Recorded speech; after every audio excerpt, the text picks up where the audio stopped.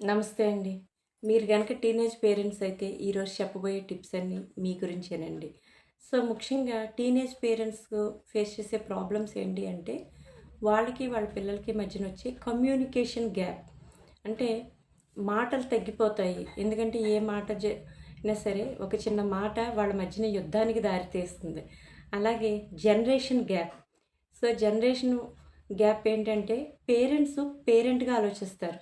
అంటే ఒక ట్రెడిషనల్ వేలో ఆలోచిస్తారు.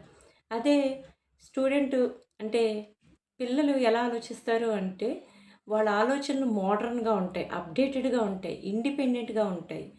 ఇప్పుడు ఇంకొక ముఖ్య సమస్య ఏంటంటే, పర్టిక్యులర్‌గా పాండమిక్ సిట్యుయేషన్ నుంచి పేరెంట్స్ ఫేస్ చేస్తుంది స్క్రీన్ టైమ్ ఎడిక్షన్. సో, ఈ స్క్రీన్ టైమ్ ఎడిక్షన్ అన్నది ఇప్పుడు సోషల్ మీడియా కానివ్వండి, ఇతరితరకి స్క్రీన్ చాలా ఇంపార్టెంట్.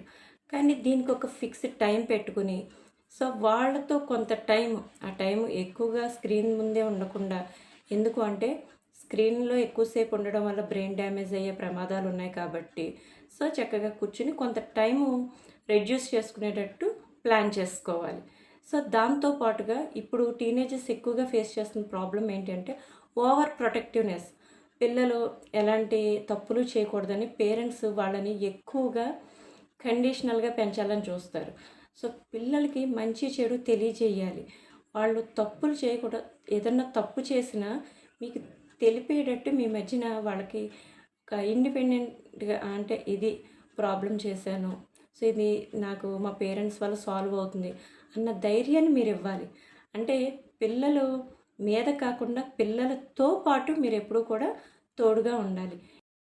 ఇలాంటి సింపుల్ మైండ్‌సెట్ టూల్స్ కోసం follow my page. I am here to walk with you through your parenting journey.